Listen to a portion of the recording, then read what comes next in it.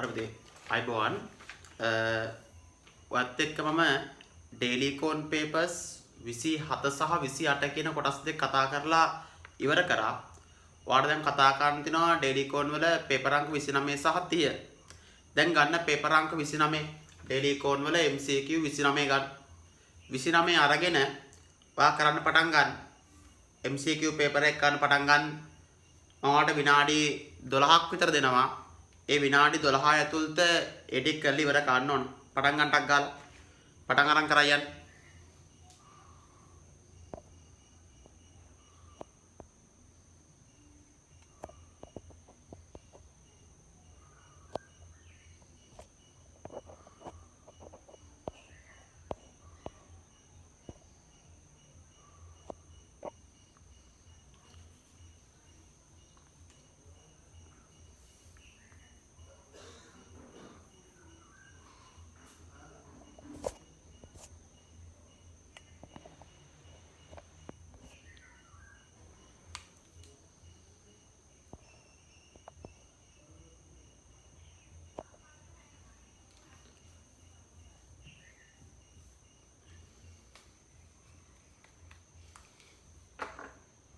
විනාඩි 12ක් ඇතුළත ඉවර කරන්න ඕන.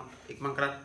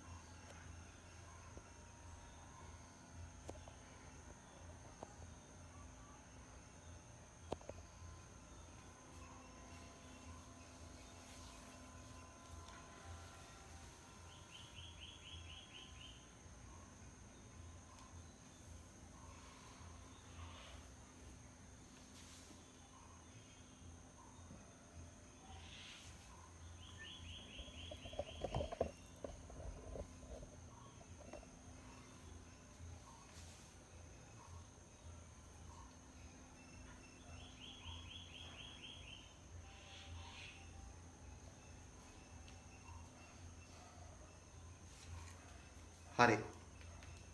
දෙකට වෙලාව ඇති. විනාඩි 10 ඉවරයි. right. දැන් ගන්න MCQ එකේ පළවෙනි උත්තර ටික බලමු. ආර්ථික කාර්යක්ෂමතාවක් ඇති කරගත් ආර්ථිකයක් සම්බන්ධයෙන් එකඟ විය හැකි ප්‍රකාශය. දැන් ආපහු මතක් කරගත්තොත් එimhe ආර්ථික කාර්යක්ෂමතාවය දැන් මතක ඇති ආර්ථික කාර්යක්ෂමතාවය ගත්තොත්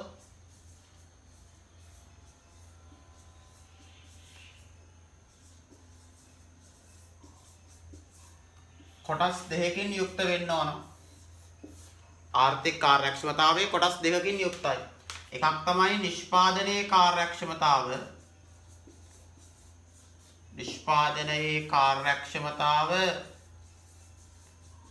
අනිත් එක සම්පත් බෙදා වෙන් කිරීමේ කාර්යක්ෂමතාව.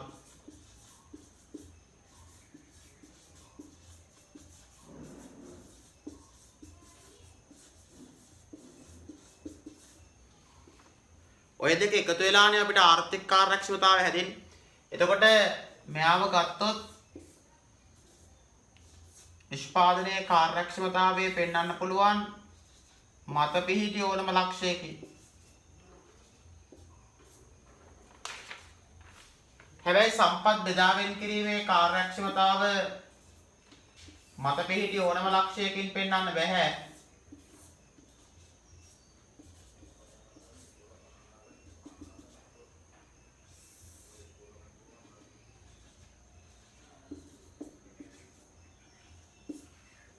එක ලක්ෂයකින් විතරයි ඒක නිරූපණය කරන්න පුළුවන් වෙන්නේ.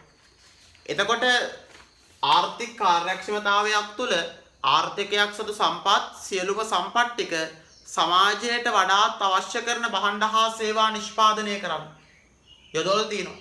එනම් උතන උත්තරයේ වශයෙන් ගන්න වෙන්නේ 3 නිෂ්පාදන හැකියාව වක්‍රය මත සමාජයේ වැඩියෙන්ම වර්ණය කියන්නේ කැමැත්ත දක්වන භාණ්ඩ සංයෝගයක් නිපදවමින් සිටී. එනම් ආර්ථිකය තුළ සමාජය තුළ මිනිසුන් වැඩියෙන්ම කැමති භාණ්ඩ වර්ගයක් තමයි නිෂ්පාදනය වෙන්නේ. හේතුව සම්පත් බෙදා වෙන් කිරීමේ කාර්යක්ෂමතාවයෙන් නිරූපණය කරන්නේ සමාජයට වඩාත් අවශ්‍ය කරන සමාජයේ වඩාත් කැමැත්තක් දක්වන භාණ්ඩ හා සේවා නිෂ්පාදනය කිරීමට හිඟ සම්පත් වෙන් කරන එක. එතකොට නිෂ්පාදනයේ කාර්යක්ෂමතාවයි සම්පත් බෙදා වෙන් කිරීමේ කාර්යක්ෂමතාවයි කියන දෙකම ඒකාබද්ධ වෙලා තමයි ආර්ථික කාර්යක්ෂමතාවය නිර්මාණය වෙලා තියෙන්නේ. එහෙනම් පළවෙනියට උත්තරය ගන්න වෙන්නේ 3. බලන්න දෙවෙනි එක.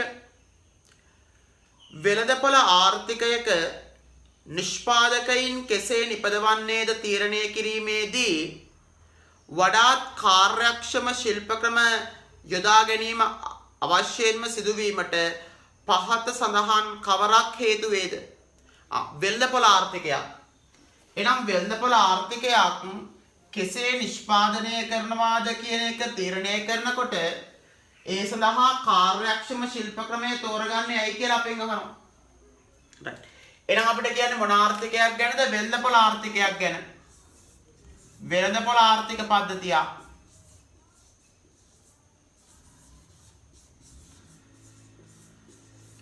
වෙළඳපොළ ආර්ථික පද්ධතියක් කෙසේ නිෂ්පාදනය කරනවාද කියන ප්‍රශ්නේ විසඳන්නේ. කෙසේ නිෂ්පාදනය කරන්නේද?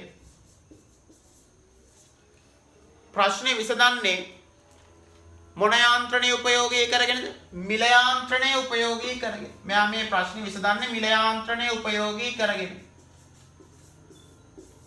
මිල යාන්ත්‍රණය උපයෝගී කරගෙන මේ ප්‍රශ්නේ විසඳනකොට මෙයා තෝරගන්නේ කාර්යක්ෂම ශිල්ප ක්‍රමය. කාර්යක්ෂමම ශිල්ප ක්‍රමය තමයි තෝරගන්නේ. එතකොට වෙළඳපොළ ආර්ථිකයක් කෙසේ නිෂ්පාදනය කරනවාද කියන ප්‍රශ්නේ විසඳන්නේ කොහොමද? මිල යාන්ත්‍රණය උපයෝගී කරගෙන. මේගොල්ලෝ මිල යාන්ත්‍රණය උපයෝගී කරගෙන මේක කරද්දී කාර්යක්ෂම ශිල්ප ක්‍රමය තෝරගන්න කටයුතු කරනවා. වඩාත්ම කාර්යක්ෂම ශිල්ප ක්‍රමය තෝරා ගැනීමට මේගොල්ලෝ කටයුතු කරනවා. ඇයි අහනවා වඩාත්ම කාර්යක්ෂම ශිල්ප ක්‍රමය තෝරගන්න කටයුතු කරන්නේ? හේතුව තමයි වෙළඳපොළ ආර්ථිකයක් හැමතිස්සෙම ස්වාර්ථය උදෙසා තමයි කටයුතු කරන්නේ. ස්වාර්ථය තමන්ගේ වාසිය. තමන්ගේ වාසිය ගැන හිතලා තමයි ඒගොල්ලෝ හැමතිස්සෙම කටයුතු කරන්නේ. එතකොට තමන්ගේ වාසිය ගැන හිතලා කටයුතු කරනකොට මේගොල්ලන්ට ගන්න වෙන තීරණ කිහිපයක් පහතින් තියෙනවා. A B C D කියලා දාලා තියෙන ඒ ටික බලන්න. එක මිල තරඟයකට මුහුණ දීමට සිදුවීම. ඔව් ස්වාර්ථය වෙනුවෙන් කටයුතු කරද්දී මේගොල්ලෝ තරංකාරීත්වයකට මුහුණ දෙනවා. භාණ්ඩවල මිල ගණන් වලින් ආර්ථිකය තරඟ කරනවා. එතකොට මිල තරඟයකට මුහුණ දෙන්න වෙනවා. සාධක මිල ගණන් තීරණය කිරීමට C කියනවා නිෂ්පාදන පිරිවැය අවම කිරීම, D පාරිභෝගික වර්ණය තීරණය, E ලාභය උපරිම කිරීම. එහෙනම් මේගොල්ලෝ මිල තරඟයකට මුහුණ දෙනවා. ඒ වගේම ස්වාර්ථය වෙනුවෙන් කටයුතු කරන නිසා පිරිවැය අඩු කරලා ලාභය වැඩි කරගන්න කටයුතු කරනවා. එහෙනම් ACE කියන කරුණු තුන එනවා. A C සහ E කියන කරුණු තුන එනවා. උත්තරේ 5. උත්තරේ 5. ඊට පස්සේ අපෙන් අහන තුන්වෙනි ප්‍රශ්නය නිෂ්පාදන ක්‍රියාවලිය තුල ශ්‍රම විභජනය ලාභදායී වීමට අදාළ සාධකය වන්නේ කුමක්ද? ශ්‍රම විභජනය ලාභදායී වෙන්න. ශ්‍රම විභජනය කියලා කියන්නේ නිෂ්පාදන ක්‍රියාවලිය කොටස් කිහිපයකට බෙදලා ඒ එක එක කොටසට වෙන වෙනම ශ්‍රමිකයින් ආදේශ කරලා අවසාන නිෂ්පාදිතයක් ලබා ගැනීම ශ්‍රම විභජනය. එතකොට නිෂ්පාදන ක්‍රියාවලිය කොටස් වලට බෙදලා නිෂ්පාදනය සිද්ධ කරන්න නම් ඒ නිෂ්පාදනය මහා පරිමාණයෙන් සිද්ධ වෙන්න ඕන. නිෂ්පාදනය මහා පරිමාණයෙන් වෙනකොට මහා පරිමාණයෙන් සිද්ධ වෙන්න නම් ඒ නිෂ්පාදනය කරලා දාන වෙළඳපොළ ඒ භාණ්ඩ ටික නිෂ්පාදනය කරලා දාන වෙළඳපොළ විශාල වෙන්න ඕන. විශාල වෙළඳපොළකට තමයි මහා පරිමාණයෙන් නිෂ්පාදනය කරන්න ඕන. කුඩා වෙළඳපොළකට මහා පරිමාණයෙන් නිෂ්පාදනය කළ වැඩක් නැහැ. එහෙනම් ශ්‍රම විභජනයේ වාසි ගන්න නම් වෙළඳපොළ ප්‍රමාණය පිළිබඳ අවබෝධය තියෙන්න. තම වෙළඳපොළ ප්‍රමාණය වැඩි වෙන්න ඕන. උත්තරේ 4. උත්තරේ 4. ඊට පස්සේ අපෙන් අහනවා වෙළඳපොළේදී පාරිභෝගිකයින්ගේ වර්ණය මත, වර්ණය කියන්නේ කැමැත්ත, කවර භාණ්ඩ හා සේවා නිෂ්පාදනය වෙනවාද, කවර නිෂ්පාදන ආයතන වෙළඳපොළේ රැඳී සිටිනවාද යන්න තීරණය වීම මගින් අදහස් වන්නේ මොකක්ද කියලා අපෙන් අහනවා. ඒතර පාරිභෝගිකයාගේ කැමැත්ත පරිදි නිෂ්පාදනය වෙනවා. පාරිභෝගිකයාගේ කැමැත්ත පරිදි නිෂ්පාදන කටයුතු වෙනවා නම් අපි ඒකට කියන්නේ පාරිභෝගික ස්වාධිපත්‍යයක් කියලා. එහෙනම් උත්තරේ 4 පාරිභෝගික ස්වාධිපත්‍ය. පාරිභෝගික ස්වාධිපත්‍ය. ඊට පස්සේ පස්වෙනි එක අපෙන් අහනවා වෙළඳපොළ ආර්ථිකයක් සැසඳීමේදී සැලසුම්ගත ආර්ථිකයකට අත්කරගත නොහැකි තත්ත්වය කුමක්ද? පුතේ වෙළඳපොළ ආර්ථිකයක් කටයුතු කරන්නේ මිල යාන්ත්‍රණය මත පදනම් වෙලා. එතකොට ඒක සම්බන්ධීකරණ යාන්ත්‍රණයක් තියෙනවා. ඉල්ලුම හා සැපයුම සම්බන්ධ වෙලා තමයි සමතුලිත මිලක් වෙළඳපොළ තුල තීරණය වෙන්නේ. එහෙනම් ඊතර ඉල්ලුම හා සැපයුම අතර තුලනයක් තියෙනවා මිල යාන්ත්‍රණයේ තියෙන නිසා. එනම් වෙළඳපොළ ආර්ථිකයක මිල යාන්ත්‍රණයේ තියෙන නිසා ඉල්ලුම හා සැපයුම අතර තුලනයක් ඇති කරගන්න පුළුවන්. හැබැයි සැලසුම්ගත ආර්ථිකයක මිල යාන්ත්‍රණය උපයෝගී කරගෙන නෙමෙයි මූලික ආර්ථික ප්‍රශ්න විසඳන්නේ. එතකොට සැලසුම්ගත ආර්ථිකයක සම්බන්ධීකරණ යාන්ත්‍රණය වෙන්නේ මිල යාන්ත්‍රණය නෙමෙයි. අන්න ඒක නිසා සැලසුම්ගත ආර්ථිකයක ඉල්ලුම හා සැපයුම අතර තුලනයක් ඇති කර ගැනීමේ අපහසුයක් තියෙනවා. සමහර වෙලාවට සමාජයට අවශ්‍ය කරන භාණ්ඩ වලට වඩා වැඩියෙන් නිෂ්පාදනය කරනවා ඒගොල්ලෝ. තවත් වෙලාවකට සමාජයට අවශ්‍ය කරන භාණ්ඩ වලට වඩා අඩුවෙන් නිෂ්පාදනය කරනවා. ඉල්ලුම හා සැපයුම අතර තුලනයක් හදාගන්න සැලසුම්ගත ආර්ථිකයකට නොහැකි වෙනවා. මොන යාන්ත්‍රණය නැති නිසාද? මිල යාන්ත්‍රණය නැති නිසා. එහෙනම් ඔතන වෙළඳපොළ ආර්ථිකයක් හා සංසන්දනය කරනකොට සැලසුම්ගත ආර්ථිකයක දකින්න පුළුවන් අවාසියක් තමයි, නැත්නම් සැලසුම්ගත ආර්ථිකයකට අයිති කරගන්න බැරි දෙයක් තමයි ඉල්ලුම හා සැපයුම අතර තුලනයක් පවත්වා ගැනීම. ඉල්ලුම හා සැපයුම අතර තුලනයක් පවත්වා ගන්න අමාරුයි ඒගොල්ලන්ට. උත්තරේ 1. එහෙනම් අප උත්තර ටික බලන්න. 1ට 3, 2ට 5, 3ට 4 4ට 4 5ට 1 හරි ඊට පස්සේ එහා පැත්තෙන් 6 එක් ආර්ථික ක්‍රමයක සිට තවත් ආර්ථික ක්‍රමයකට මාරු වන ආර්ථික එක ආර්ථික ක්‍රමයක සිඳලා තවත් ආර්ථික ක්‍රමයකට මාරු වන ආර්ථික වලට අපි කියනවා පරිවර්තන ආර්ථික කියලා. පරිවර්තන ආර්ථික වේ. පරිවර්තන ආර්ථික. වෙළඳපොළ අභිමුඛ උපාය මාර්ග ඔස්සේ තම ආර්ථිකය වෙනස් කරන ආර්ථික තම ආර්ථිකය ප්‍රතිව්‍යුහගත කරනවා ඒගොල්ලෝ. ඒ ආර්ථික වලට කියනවා නැගී එන වෙළඳපොළ ආර්ථික වේ. නැගී එන වෙළඳපොළ ආර්ථික වේ. නැගී එන වෙළඳපොළ ආර්ථික වේ. ඊළඟ ශ්‍රී ලංකාවේ මිශ්‍ර ආර්ථික සංකල්පය අර්ථවත් ආකාරයෙන් ක්‍රියාත්මක වේ. ශ්‍රී ලංකාවේ මිශ්‍ර ආර්ථික සංකල්පය අර්ථවත් ආකාරයෙන් ක්‍රියාත්මක වේ.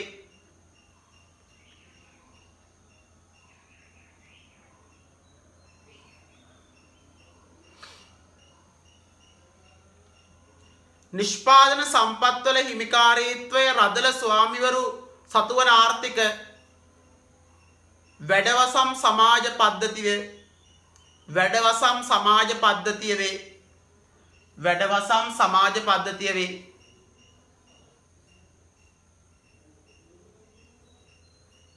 රජය විසින් ඇතැම් අත්‍යවශ්‍ය භාණ්ඩවල පිරිවැයට සමාන මිලක් නියම කරයි. අත්‍යවශ්‍ය භාණ්ඩවලට පිරිවැය හදන්න ගිය පිරිවැයට සමාන මිලක් රජය විසින් නියම කරනවා. රජය විසින් මේ මිල නියම කරලා ජනතාවට සුබ සාධනයක් ලැබෙන ආකාරයට භාණ්ඩ බෙදා හැරීමක් සිදු වෙනවා. මිනිස්සුන්ට අත්‍යවශ්‍යම භාණ්ඩ ඒ භාණ්ඩය හදන්න ගිය පිරිවැයට සමාන වූ මිලකට රජය විසින් අලෙවි කරනවා. හැබැයි ඒක වෙන්නේ සැලසුම්ගත ආර්ථික පද්ධතියක විතරයි. වෙළඳපොළ ආර්ථික පද්ධතියක වෙන්නේ නැහැ. මොකද වෙළඳපොළ ආර්ථිකයක් ස්වාර්ථය වෙනුවෙන් කටයුතු කරන්නේ. ඊළඟ ප්‍රශ්න සානුබල වර්ග තුනක් දක්වන්න. සානුබල වර්ග තුනක්. ලියන්න 1 ද්‍රව්‍යාත්මක ප්‍රතිලාභ පදනම් කරගත් සානුබල. ද්‍රව්‍යාත්මක ප්‍රතිලාභ පදනම් කරගත් සානුබල. ද්‍රව්‍යාත්මක ප්‍රතිලාභ පදනම් කරගත් සානුබල. 2 බලය පදනම් කරගත් සානුබල. බලය පදනම් කරගත් සානුබල. බලය පදනම් කරගත් සානුබල. 3 යුක්තිය හා සදාචාරය පදනම් කරගත් සානුබල. යුක්තිය හා සදාචාරය පදනම් කරගත් සානුබල.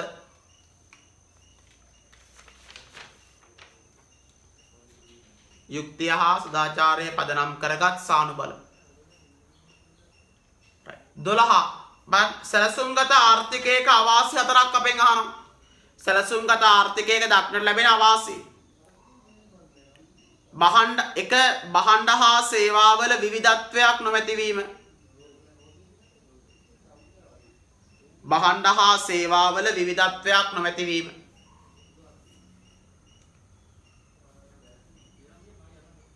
ඊළඟ තීරණ ගැනීමේ ස්වාධීනත්වයක් නොමැතිවීම. තීරණ ගැනීමේ ස්වාධීනත්වයක් නොමැතිවීම. තීරණ ගැනීමේ ස්වාධීනත්වයක් නොමැතිවීම. නිලධාරී වාදය ඉස්මතු වීම. ඊළඟ නිලධාරී වාදය ඉස්මතු වීම. නිලධාරී වාදය ඉස්මතු වීම. අභිප්‍රේරණය දුර්වල වීම. අභිප්‍රේරණය දුර්වල වීම. අභිප්‍රේරණය දුර්වල වීම.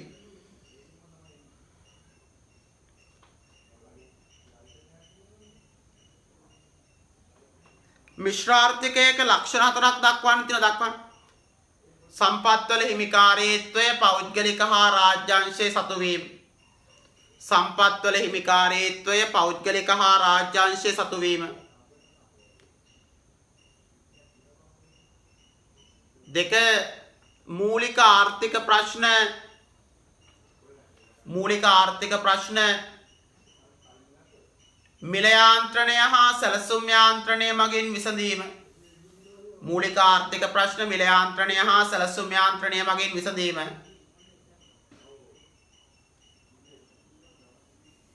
ඊළඟට පෞද්ගලික හා රාජ්‍ය ව්‍යවසායක් ක්‍රියාත්මක වීම. පෞද්ගලික හා රාජ්‍ය ව්‍යවසායක් ක්‍රියාත්මක වීම. පෞද්ගලික හා රාජ්‍ය ව්‍යවසායක් ක්‍රියාත්මක වීම. ඊළඟ මිල යාන්ත්‍රණයේ දුර්වලතා මගහැරවීමට රජයේ මැදිහත් වීම. මිල යාන්ත්‍රණයේ දුර්වලතා මගහැරවීමට රජයේ මැදිහත් වීම. මිල යාන්ත්‍රණයේ දුර්වලතා මගහැරවීමට රජයේ මැදිහත් වීම.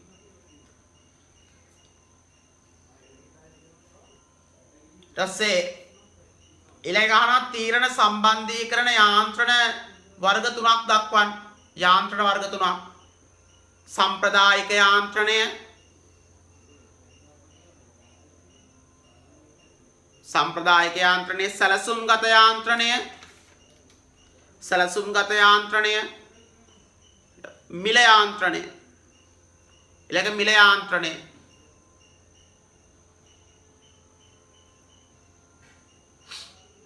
හරි. එතන MCQ 29ක් ඉවරයි. එතකොට ගන්න ඩේලි ඉකෝන් වල රචනා පේපර් 29 ගන්න. රචනා එක ගන්න.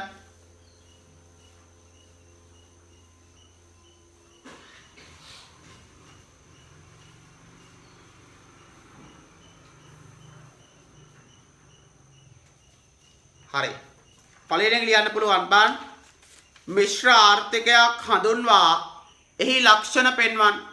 මිශ්‍ර ආර්ථිකයක් හඳුන්වලා ඒකේ තියෙන ලක්ෂණ ටික දක්වන්න කියලා ඔයාලට කියනවා. එහෙනම් ගන්න ප්‍රශ්නාංක 1. ප්‍රශ්නාංක 1. ප්‍රශ්නාංක 1 කියලා අරගෙන පළවෙනි තරුව දාන්න. තරුව දාලා මිශ්‍ර ආර්ථිකයක් නිර්වචනය කරන්න. මිශ්‍ර ආර්ථිකයක් නිර්වචනය කරන්න. මිශ්‍ර ආර්ථිකයක් නිර්වචනය කරලා ඒ මිශ්‍ර ආර්ථිකයක දකින්න පුළුවන් ලක්ෂණ 4ක් 5ක් විතර ලියන්න.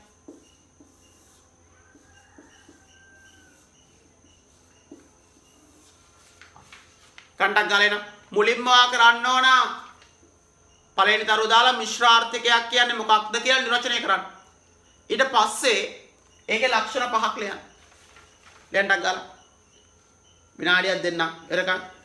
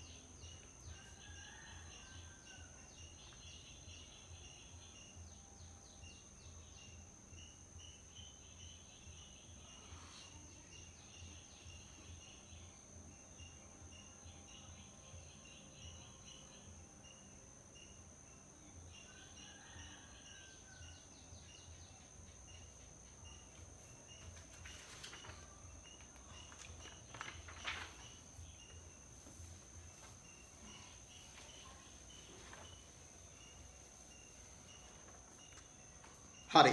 බලන්න දෙවෙනි එක. දෙවෙනි ප්‍රශ්නේ බලන්න.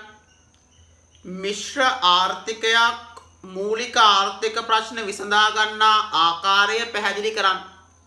එහෙනම් මිශ්‍ර ආර්ථිකයක් මූලික ආර්ථික ප්‍රශ්න විසඳ ගන්නා ආකාරය පැහැදිලි කරන්න කියලා කියන්නේ. එහෙනම් මූලික ආර්ථික ප්‍රශ්න තුනම මිශ්‍ර ආර්ථිකයක් විසින් විසඳන්නේ වෙළඳපොළ යාන්ත්‍රණය එහෙම නැත්නම් මිල යාන්ත්‍රණය හා සැලසුම්ගත යාන්ත්‍රණය කියන දෙකම උපයෝගී කරගෙන.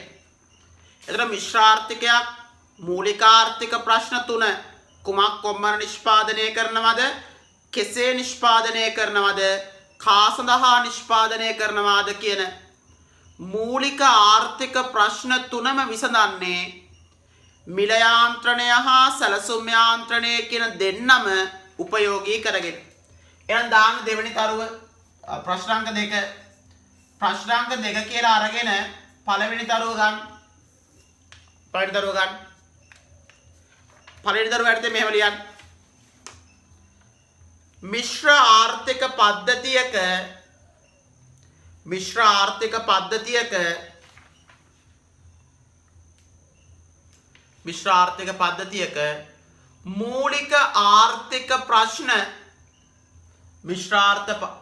පද්ධතියක මූලික ආර්ථික ප්‍රශ්න විසඳනු ලබන්නේ මූලික ආර්ථික ප්‍රශ්න විසඳනු ලබන්නේ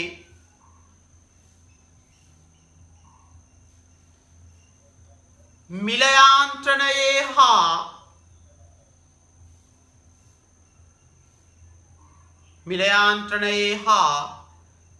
විධාන යාන්ත්‍රණයේ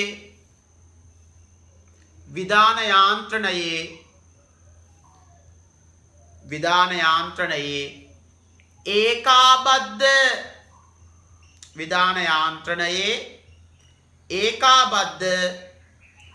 ප්‍රතිඵලයක් වශයෙනි.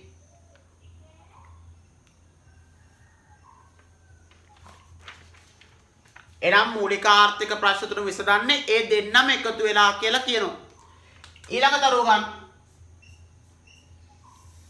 ඊළඟ තරුව අරන් ලියන්න මෙහෙම. මිල යාන්ත්‍රණයේ පවතින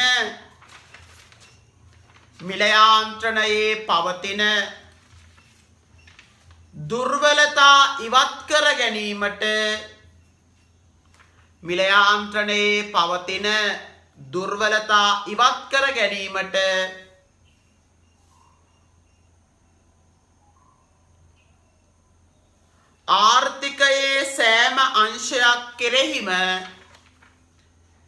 ආර්ථිකයේ සෑම අංශයක් කෙරෙහිම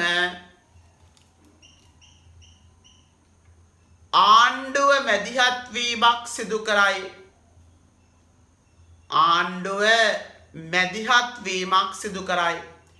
එනම් මිල යාන්ත්‍රණයේ පවතින දුර්වලතාවන් ටික නැති කරලා දාන්න නැත්නම් අවම කිරීමට ආර්ථිකයේ සෑම අංශයක් කෙරෙහිම රජය බලපෑම් කරනවා. හැම අංශයකටම බලපෑම් කරලා අර මිල යාන්ත්‍රණය තුල තියෙන දුර්වලතා මග හරින්න කටයුතු කරනවා. මොන ආර්ථිකවලද? මිශ්‍ර ආර්ථික පද්ධතිවල. හරි. තුන්වෙනි ප්‍රශ්නේ අපෙන් අහනවා ශ්‍රී ලංකාව මිශ්‍ර ආර්ථිකයක් ලෙස හඳුන්වනු ලබන්නේ. දැන් ශ්‍රී ලංකාව මිශ්‍ර ආර්ථිකයක් වශයෙන් හඳුන්වන්නේ ශ්‍රී ලංකා ආර්ථිකය තුල සම්පත්වල හිමිකාරීත්වයේ කොටසක් රජයේ සතුයි, කොටසක් පෞද්ගලික අංශයේ සතුයි. ඒ වගේම පෞද්ගලික ව්‍යවසායකුත් තියෙනවා, රාජ්‍ය ව්‍යවසායකුත් තියෙනවා. මූලික ආර්ථික ප්‍රශ්න මිල යාන්ත්‍රණය මගිනුත් විසඳනවා, සැලසුම් යාන්ත්‍රණය මගිනුත් විසඳනවා. මිල යාන්ත්‍රණයේ මොකක් හරි දුර්වලතාවක් තිබ්බොත් ඒ දුර්වලතාවන් ටික මගහරින්න රජය මැදිහත් වෙනවා. ඒ වගේම ස්වාර්ථය වෙනුවෙන් කටයුතු කරනවා, පොදු යහපත උදෙසාත් කටයුතු කරනවා. ඔන්න ඔය කියන කරුණු ටික ගද්දී ශ්‍රී ලංකාව තුල මේ අංශ දෙකම දකින්න පුළුවන්. මේ කතා කරපු පැතිකඩවන් දෙකම අපිට දකින්න පුළුවන්. අන්න ඒක නිසා අපි කියනවා ශ්‍රී ලංකාව කියලා කියන්නේ මිශ්‍ර ආර්ථිකයක් සහිත රටක් කියලා. මොකද ශ්‍රී ලංකාව තුළ පෞද්ගලික හා රාජ්‍ය කියන දෙයන්ශේම අපිට දකින්න පුළුවන්. right. මේ වගේ යනවා. දාන ප්‍රශ්න අංක 3. ප්‍රශ්න අංක 3.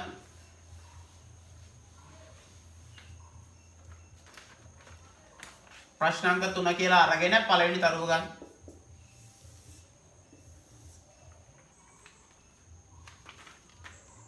ශ්‍රී ලංකාව පළවෙනි තරුව ලියා ගන්න. ශ්‍රී ලංකාව මිශ්‍ර ආර්ථික පද්ධතියක් ලෙස ශ්‍රී ලංකාව මිශ්‍ර ආර්ථික පද්ධතියක් ලෙස ශ්‍රී ලංකාව මිශ්‍ර ආර්ථික පද්ධතියක් ලෙස හැඳින්වීමට මිශ්‍ර ආර්ථික පද්ධතියක් ලෙස හැඳින්වීමට පහත කරුණු බලපා ඇත. පහත කරුණු බලපා ඇත. පහත කරුණු බලපා ඇත. කියලා ලියලා අපි ශ්‍රී ලංකා මිශ්‍ර ආර්ථිකයක් වශයෙන් හඳුන්වන්න බලපාන කරුණු ලියමු. ලියන්නේ එක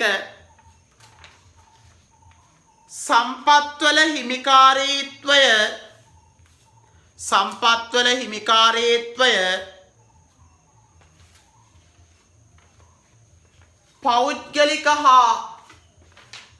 පෞද්ගලික හා රාජ්‍ය යන සම්පත්වල හිමිකාරීත්වය පෞද්ගලික හා රාජ්‍ය යන දෙයන්ශයම සතුවීම පෞද්ගලික හා රාජ්‍ය යන දෙයන්ශයම සතුවීම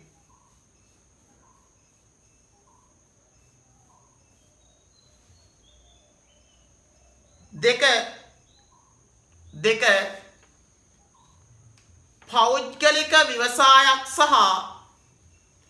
පෞද්ගලික ව්‍යවසායක් හා රාජ්‍ය ව්‍යවසායක් ක්‍රියාත්මක වීම පෞද්ගලික ව්‍යවසායක් හා රාජ්‍ය ව්‍යවසායක් ක්‍රියාත්මක වීම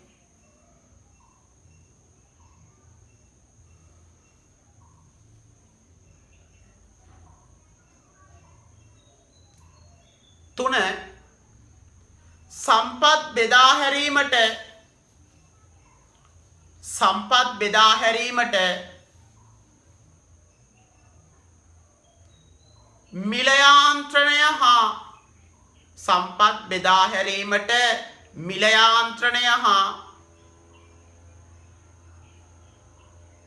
සැලසුම් යාන්ත්‍රණය යන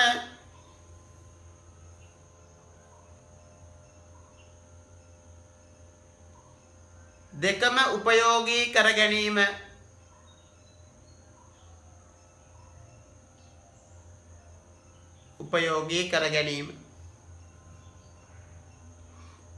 ඊළඟට මිල යාන්ත්‍රණයේ දුර්වලතා මගහැරවීමට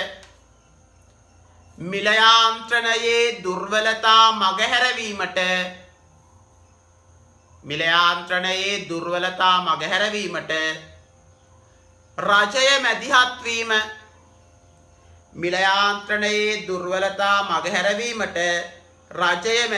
වීම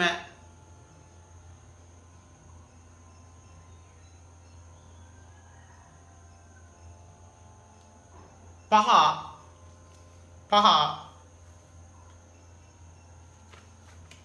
පෞද්ගලික අංශය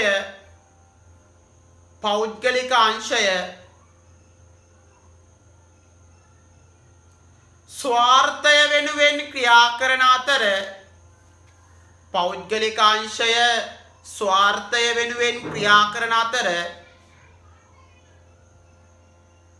රාජ්‍ය අංශය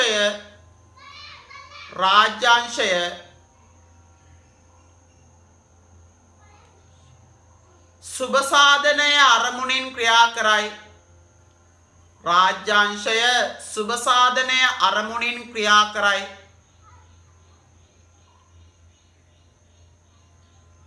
සුබ සාධනයේ අරමුණින් ක්‍රියා කරයි. right. ඒතර අපි ශ්‍රී ලංකා මිශ්‍රාර්ථිකයක් ලෙස හඳුන්වන්නේ ඇයි කියලා දැම්මා. බලන්න ප්‍රශ්නාංක 4 ගන්නවා අදහන්න කියලා අපි ප්‍රශ්නාංක 4 අපෙන් අහනවා මිශ්‍ර ආර්ථිකයක රජය කුමන කාර්යභාරයක් ඉටු කරන ලැබේද? දැන් ටක් ගාලා ලියන්න. මිශ්‍ර ආර්ථිකයේ රජයේ කාර්යයන් ටික ලියන්න. මිශ්‍ර ආර්ථිකයක රජයේ කාර්යයන් ටික ලියන්න. කාර්යයන් 5ක් ලියන්න.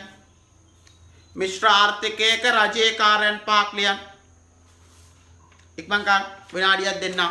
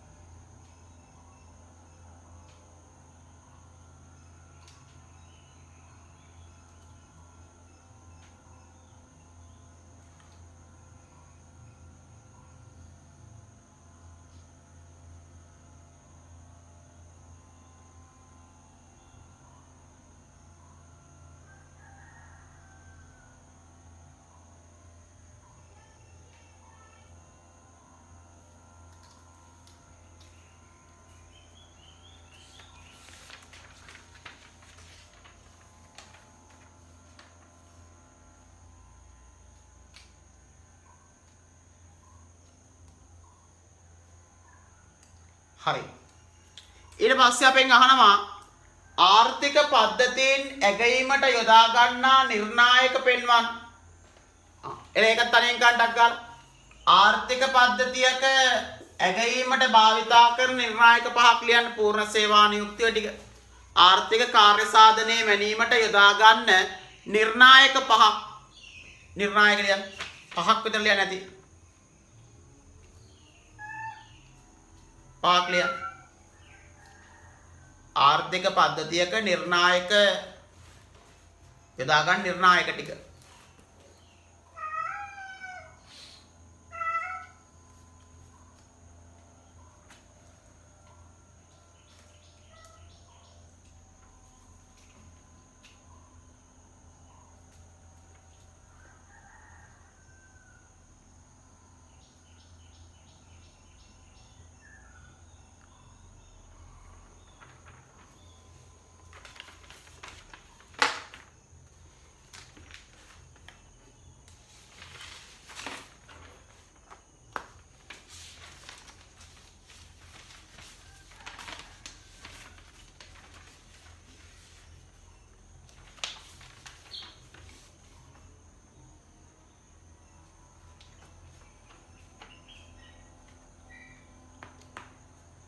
හරි.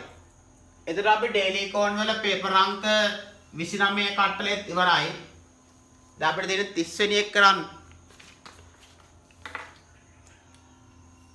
දැන් ඔකත් MC දාගන්න වෙනම ඩේලි කෝන් ෆයිල් එකට දාගත්තා 28 පේපර් සෙට් දෙක. ඒ දෙක ආවර්ජනාවල් ලිව්වා. හරිද? රයිට්. ඊට පස්සේ 30 ගන්න. පේපර් අංක 30.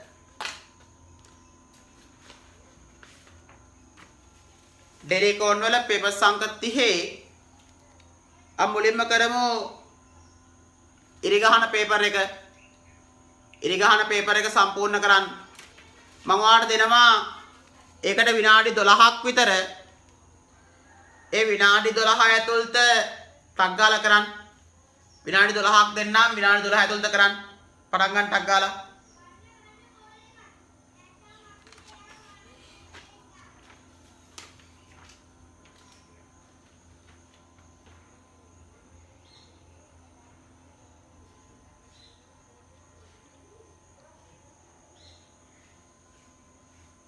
ඉක්මන් ගන්න. විනාඩි 12ක් විතර දෙන්නම්.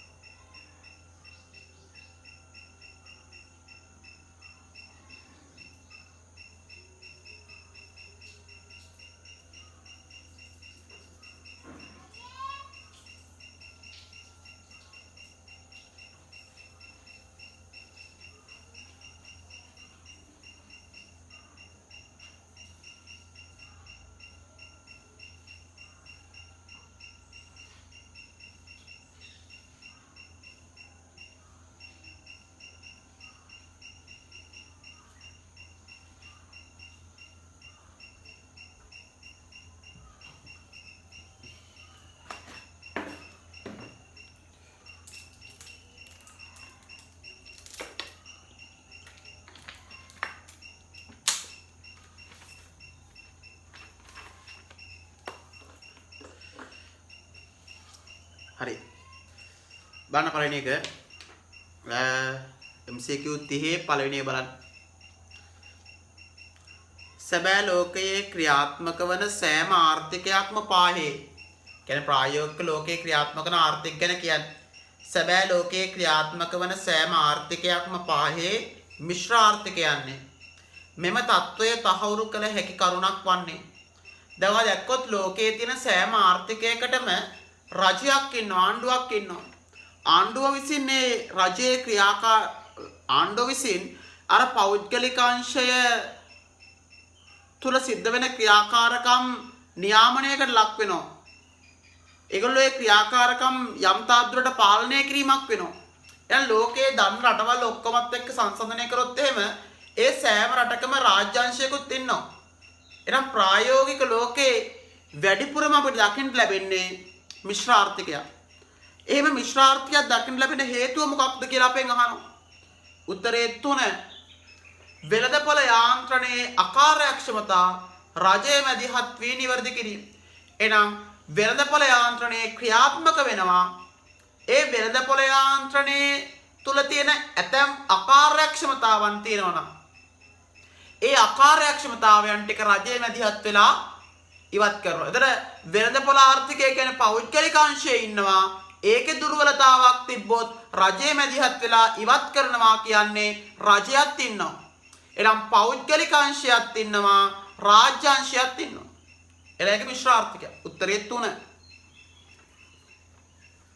දෙවෙනි කියනවා සැලසුම්ගත ආර්ථික ක්‍රමයක මිල මගින් ඉටු කරනු ලබන කාර්යය හඳුනා ගන්න. සැලසුම්ගත ආර්ථික ක්‍රමයක මිල මගින් ඉටු කරන්නේ මොන වගේ කාර්යයක්ද කියලා අපෙන් අහනවා. එහෙනම් සැලසුම්ගත ආර්ථිකයක මිල මගින් ඉටු කරන කාර්යය තමයි අපි කල්ලුත් කතා කරා. ඒගොල්ලෝ තමන්ගේ සැලසුම් හදන්න මිල උපයෝගී කරගන්න. සැලසුම් තීරණය කරන්න. සැලසුම් ටික සකස් කරගන්න, නිර්මාණය කරගන්න මිල කියන සංකල්පය උපයෝගී කරගන්න. එනතර ගන්න වෙන්නේ උත්තරේ 4. සැලසුම් ක්‍රියාත්මක කිරීමේ උපකරණයක් ලෙස ක්‍රියා කිරීම. වෙළඳපොළ ආර්ථිකයක නම් සම්බන්ධීකරණයේ යාන්ත්‍රණය වශයෙන්ම කටයුතු කරනවා.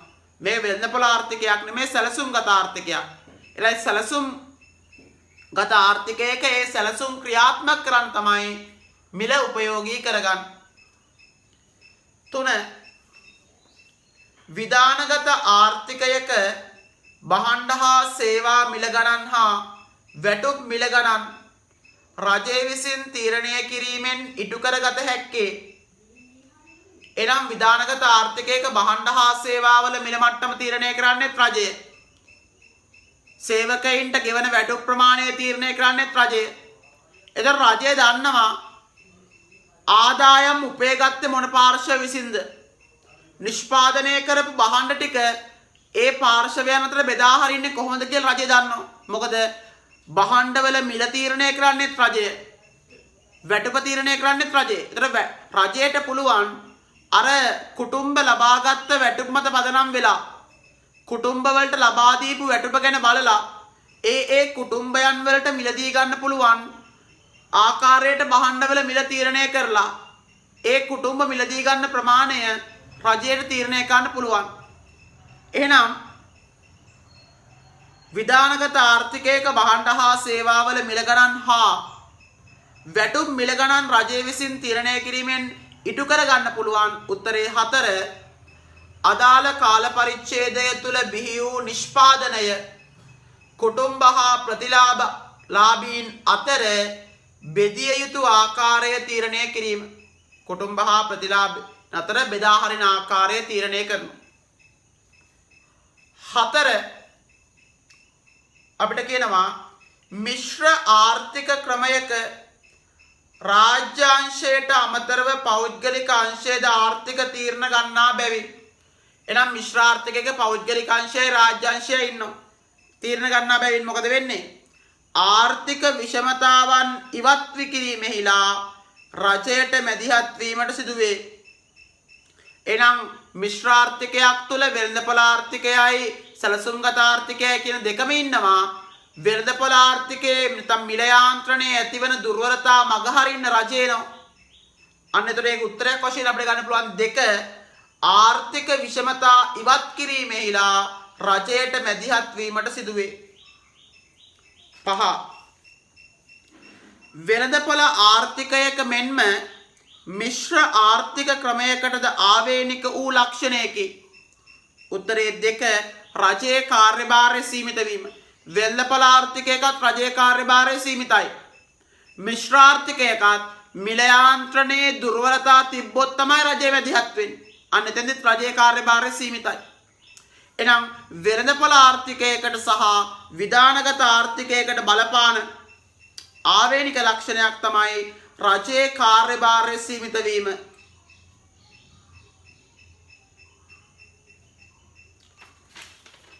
හරි.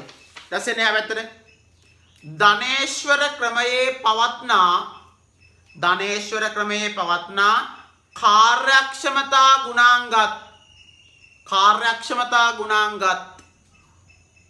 කාර්යක්ෂමතා ගුණාංගත් සමාජවාදී ක්‍රමයේ පවත්නා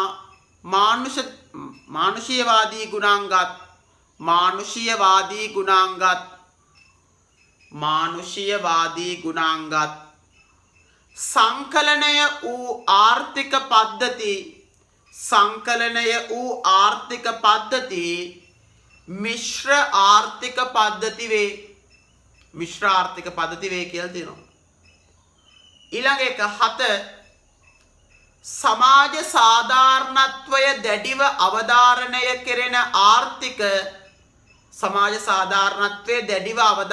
කෙරෙන ආර්ථික අපි කියනවා සමාජීය වෙළඳපොළ ආර්ථික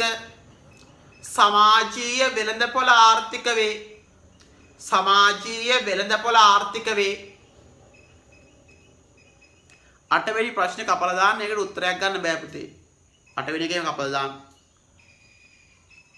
9 හිඟ සම්පත් විකල්ප භාවිතාතර බෙදා වෙන්කොට දීම. හිඟ සම්පත් විකල්ප භාවිතාතර බෙදා වෙන්කොට දීමට අපි කියනවා සලාක කිරීම වේ.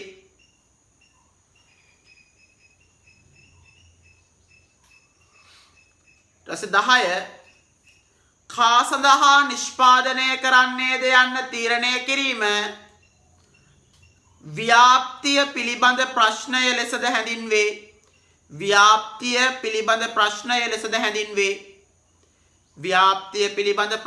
ලෙසද හැඳින්වේ.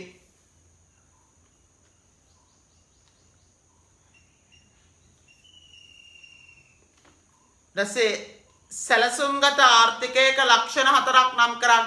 වාට ලක්ෂණ 4ක් ලියන්න පුළුවන්. ශ්‍රමය හැර නිෂ්පාදන සම්පත් රජයට අයිති. ස්වාර්ථය වෙනුවට පොදු යහපත සැලකිල්ලට ගන්නවා. මූලික ආර්ථික ප්‍රශ්න මිල යාන්ත්‍රණය සැලසුම් යාන්ත්‍රණය මගින් විසඳනවා. රජයේ පුළුල් කාර්යභාරයක් ඉටු කරනවා. වාට 4 ලියන්න පුළුවන් ලක්ෂණ 4ක්. මිල ක්‍රමයේ කාර්යයන්ත්‍ර දක්වන්න පුළුවන්. තොරතුරු සැපයීම, සානුබල සැපයීම සහ සලාක් කිරීම. ආර්ථික පද්ධතියක කාර්යයන් 3ක් දන්නවා ඔයා. මොකද ආර්ථික පද්ධතියක කාර්යයන් 3? කුමක් කොපමණ නිෂ්පාදනය කරන්නේද යන්න තීරණය කිරීම. කෙසේ නිෂ්පාදනය කරන්නේද යන්න තීරණය කිරීම. කා සඳහා නිෂ්පාදනය කරන්නේද යන්න තීරණය කිරීම. රස විකල්ප ආර්ථික පද්ධතිය ඇතිවීමට බලපාන හේතු 3ක් දන්නවා. මොකද හේතු 3? තීරණ සම්බන්ධීකරණ යාන්ත්‍රණය, සම්පත්වල හිමිකාරීත්වය, සානුබල පද්ධතිය. ආණ්ඩුව ගනු ලබන ආර්ථික තීරණ 4ක් පෙන්වන්න. රජය විසින් ගන්න ආර්ථික තීරණ 4ක් පෙන්වන්න කියලා අපිට කියනවා. බාන 1 ලියන්න 1 වෙළඳපොළ කාර්යක්ෂමව ක්‍රියාත්මක කිරීමට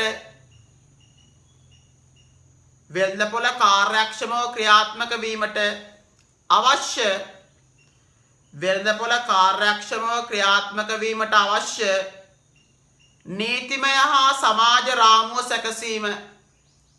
නීතිමය හා සමාජ රාමුව සැකසීම.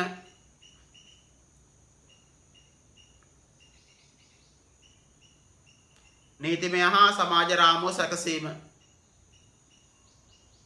යට සම්පත් නැවත බෙදා හැරීම. සම්පත් නැවත බෙදා හැරීම.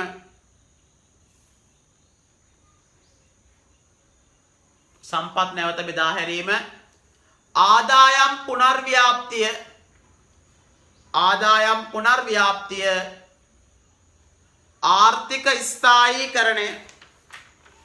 ආර්ථික ස්ථායීකරණය. ආර්ථික ස්ථායීකරණය. හරි. එතන ඩේලි කෝන් වල MCQ 30ත් ඉවරයි. ඊට පස්සේ ගන්න පුතේ ඒකේ අන්තිම පේපරේ 30 රචනා එක.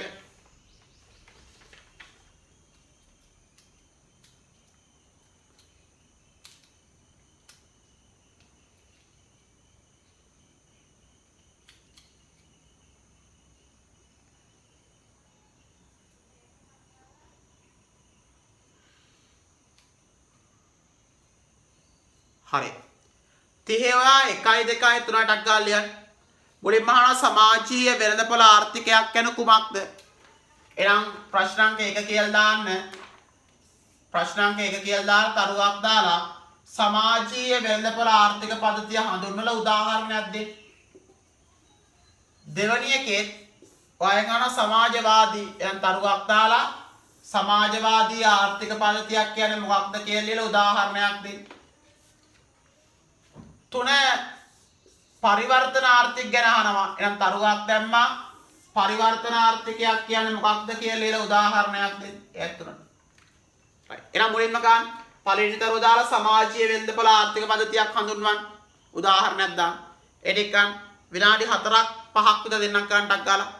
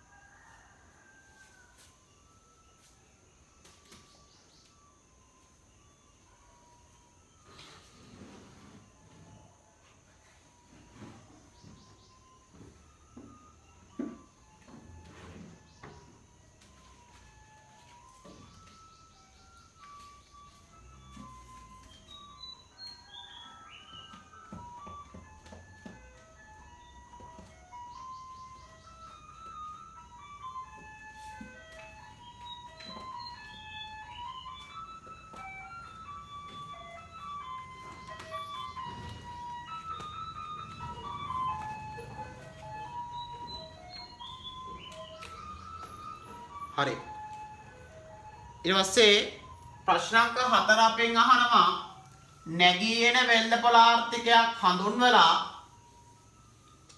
එන වෙළඳපොළ ආර්ථිකයක් හඳුන්වලා ඔයාට ඒකේ ලක්ෂණ ලියන්න කියනවා. එහෙනම් දාන්න ප්‍රශ්න අංක 4.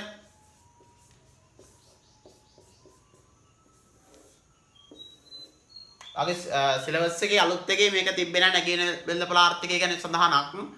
නමුත් අපි අර කලින් එකේ ඔක තිබ්බ නිසා අපිට පාස් පේපර්ස් ගන්න අවශ්‍ය වෙන නිසා අපි ඔක දැනගමු.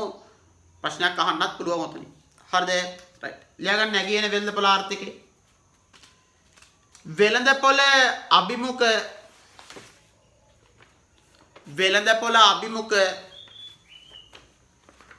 උපාය මාර්ග ඔස්සේ වෙළඳපොළ අභිමුඛ උපාය මාර්ග ඔස්සේ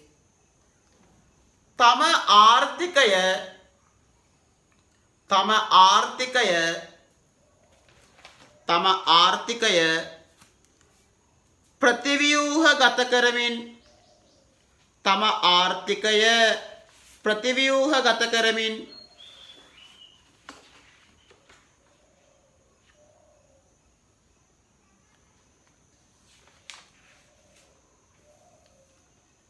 වෙළඳාම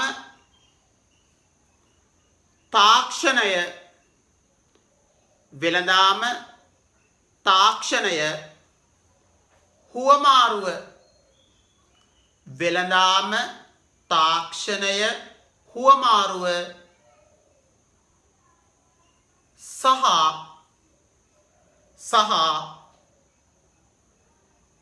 ඍජු විදේශ ආයෝජන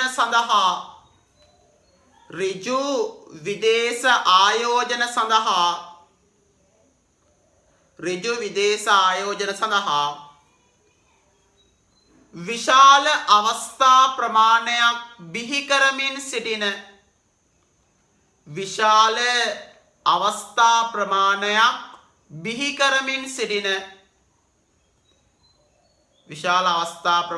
බිහි කරමින් සිටින රටවල්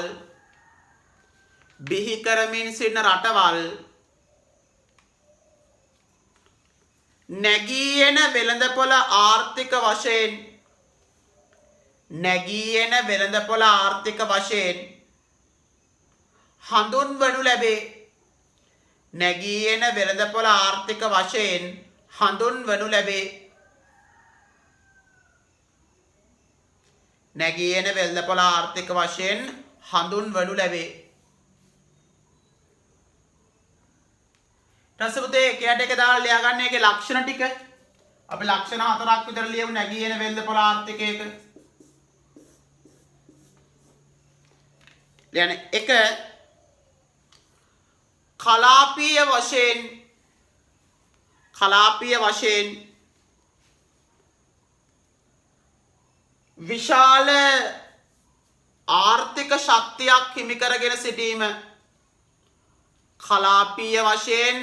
විශාල ආර්ථික ශක්තියක් හිමි කරගෙන සිටීම.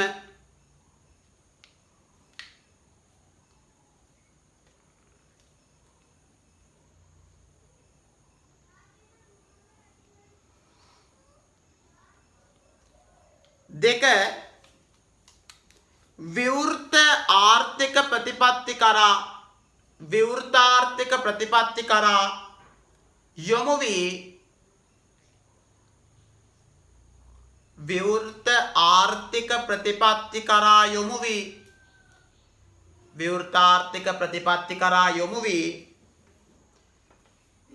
පුළුල් ආර්ථික හා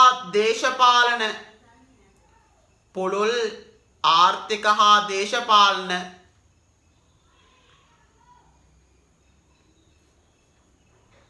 ප්‍රතිසංස්කරණයක්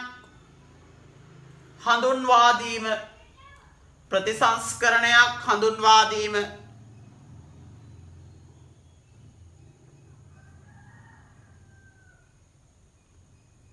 3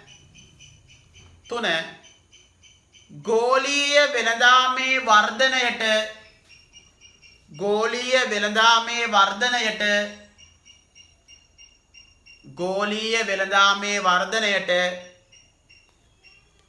විශාල දායකත්වයක් සැපයීම.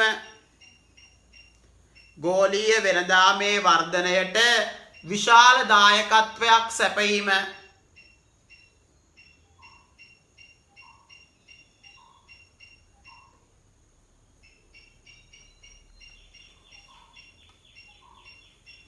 ඊළඟ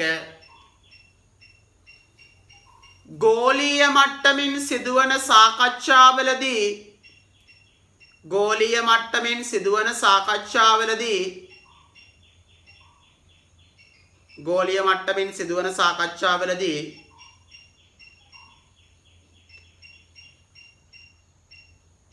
ප්‍රබල දායකත්වයක් සැපයීම. ප්‍රබල දායකත්වයක් සැපයීම. ප්‍රබල දායකත්වයක් සැපයීම.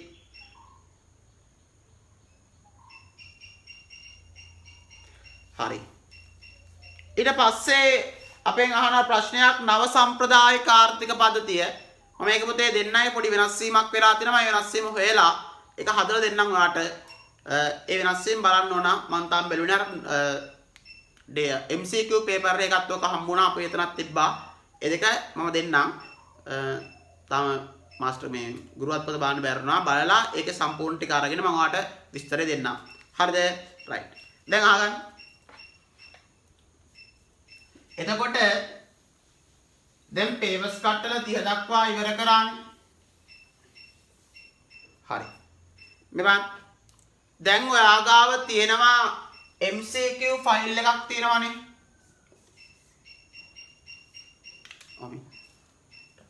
ඔයා ගාව දැන් ටියුට් 3ක් ඇති මුලින්ම. මොකද ටියුට් 3? පළවෙනි ටියුට් එකේ ඇති ආර්ථික පද්ධති. ආර්ථික පද්ධති ටියුට් එක ඇති. ආර්ථික විද්‍යාව හැදින්වීම. ආර්ථික විද්‍යාව හැදින්වීම ටියුට් එක ඇති.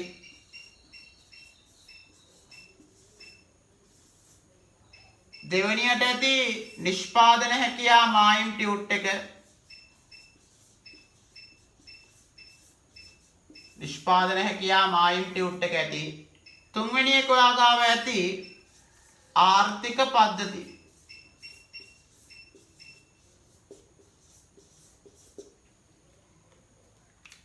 හරි. එතකොට මේ මුලින්ම මේ තුනේම මේ ටියුට් තුනම සම්පූර්ණ වෙලා මේ තුනේ වැඩ ඉවර වෙන්න ඕන. මෙන්න ඒක කොටසක් ඉවරයි දැන් වාගේ පේපර් එකේ. මේ කොටස් තුනෙන්ම තමයි ඔයාට පළවෙනි පාඩම හැදෙන්නේ. පළවෙනි පාඩම හැදෙන්නේ. ඒතර පාඩමක් ඉවර කරලා තියෙනවා. පාඩම කොටස් තුනක් තිබ්බා.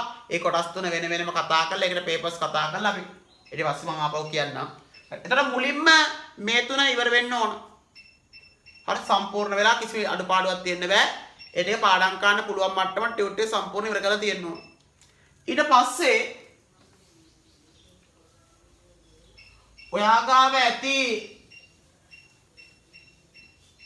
MCQ ෆයිල් එකක්. MCQ තන් කෙටි ප්‍රශ්න ෆයිල් එකක් ඇති. කෙටි ප්‍රශ්න ෆයිල් එකක් ඇති. ඊට පස්සේ ඔයා ගාව හිස්තැන් පිරවීම් ෆයිල් එකක් ඇති. අට සත්‍ය හා අසත්‍ය කියලා ෆයිල් එකක් ඇති. අතන ෆයිල් තුනක් තියෙනවා. මේ ෆයිල් තුනේම පේපර්ස් 30 ගානේ තියෙන්න ඕන.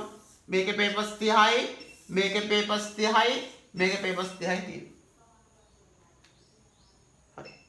ඒ පළවෙනි පාඩමට අදාළව හදපු ෆයිල් තුනේ පළවෙනි පාඩමේ වැඩ ටික තියෙනවා. ඊට අමතරව ආගාව තව ෆයිල් එකක් ඇති ඩේලි කෝන්. ඩේලි කෝන් කියලා ෆයිල් එකක් ඇති. ඒකේ පේපර්ස් 30 60ක් ඇති. MCQ 30යි රචනා ප්‍රශ්න 30යි පේපර්ස් 60ක් තියෙනවා. ඊට පස්සේ ඔයා ඒ ටික නැවත ලියපු ආවර්ජන ෆයිල් එකක් ඇති ඔයාගාව.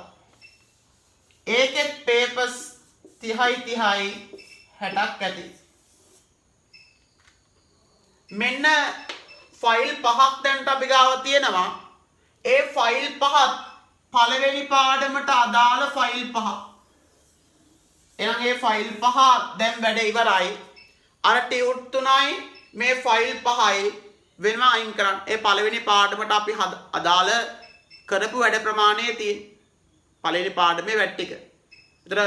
මෙතන පේපර්ස් 30යි කියන්නේ ප්‍රශ්න 10 ගානේ 300යි. මෙතනත් 300යි. මෙතනත් 300යි. තව ඒ දින මෙතන 300යි මෙතන 300යි මෙතන 5යි 5යි 150යි 150න් ප්‍රශ්න එනවා. ඒ ප්‍රශ්න ගොඩාක් දැන් කරලා තියෙන පළවෙනි පාඩමේ. වෙන පන්ති වල කරපු නැති තාම් පේපර් එකක්වත් කරපු නැති පන්ති තියෙනවා. තියරි කොටස් ටිකක් කරලා යනවා. අපි තියරි කොටස් ටික, පාස් පේපර්ස් ටික, ඩේලි කොන් මේ විදිහට වැඩ පිළිවෙලක් යන්නේ. හරි. මේ වැඩ ටික කළා. එතකොට මේ පළවෙනි පාඩමේ වැඩ ටික ඔක්කොම වෙන් කරලා තියන්න. ඔයාලට පළවෙනි පාඩම් ගන්න ඕන නම් මේ ෆයිල් ටික ගත්තා, ඒ ටියුට් ටික ගත්තා වැඩ කරා. ආපහු දවසක පළවෙනි පාඩම් කරනකොට ඔයාට අර ආවර්ජනයකේ පේපර්ස් ටික නැවත ගන්න පුළුවන්. MCQ පේපර්ස් ටික කරන්, හිස්තැන් පිරවීම් කරන්, සත්‍ය ටික කරන්. ඒතර ඒ ටික ආපහු කවර් වෙනවා. දැන් මේ සෙට් එක වෙනම අයින් කරලා තියන්න. දැන් අපි පටන් ගන්න දෙවෙනි පාඩම.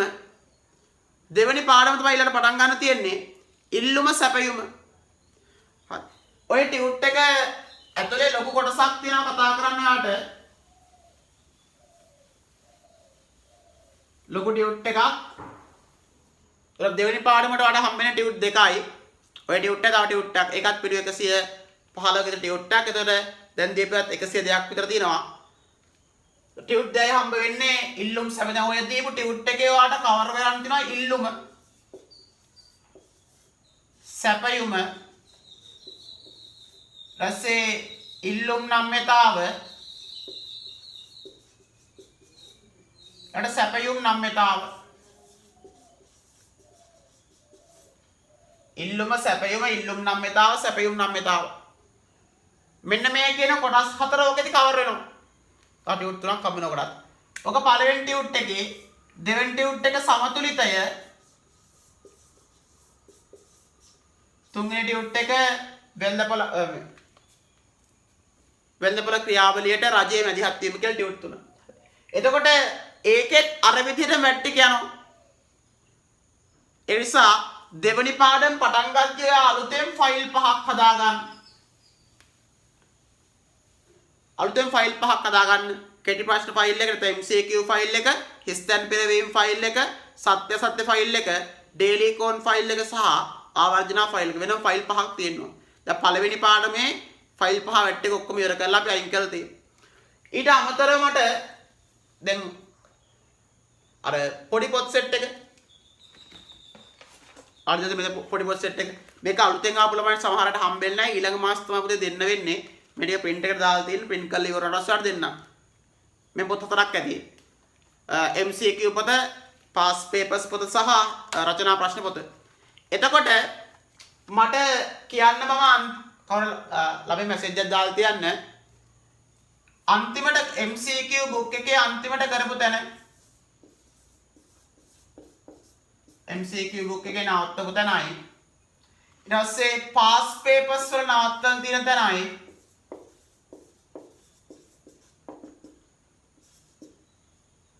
එයාට වෙන මේ අලු පාඩ පොතේ රචනා ප්‍රශ්න පොතේ නවත්තපු තැනයි. essay question වල නවත්තපු තැන. එතකොට ඒකේ වැට් ටිකක් කරගෙන ඒකට අපි වෙනම පොත් තුනක් හදලා තිබ්බනේ. ඒ පොත් තුන මාරු කරන්න ඕනේ නැහැ. ඒ පොත් තුන දිගටම ඉවරනකම් කරමු. පාඩමින් ඉවරනකම් කරමු. ඒ පොත් තුන මාරු කරන්න මම කියන ෆයිල් 5 විතරක් මාරු කරන්න. හරිද? right. මේකේ MCQ පොතේ නවත්තලා තියෙන දන පාස් පේපර්ස් වල නවත්තපු තැන සහ රචනා ප්‍රශ්න වල නවත්තපු තැන මට පොඩ්ඩක් කියන්න. හරිද? මොකද අපි MCQ book එකේ පළවෙනි ටියුට් එකේ වැට් ටික ඔක්කොම ඉවර කරලා නිෂ්පාදන හැකියාව අක්‍රවලට තව ටික පොඩ්ඩක් කරන්න තියෙනවා. නිෂ්පාදන හැකියාව අක්‍රවලට දාලා නවත්තපු තැන කියන්න. පාස් පේපර්ස් වලත් එහෙමයි. ඊපස්සේ රචනා ප්‍රශ්න වල එඩිට් කරන්න ඕන. හරිද? ඒ නවත්තපු තැන ටික බලමු අපි. එතකොට මම දැන් ඔයාලට වීඩියෝස් දෙකක් දැම්මා මේ සතියේ.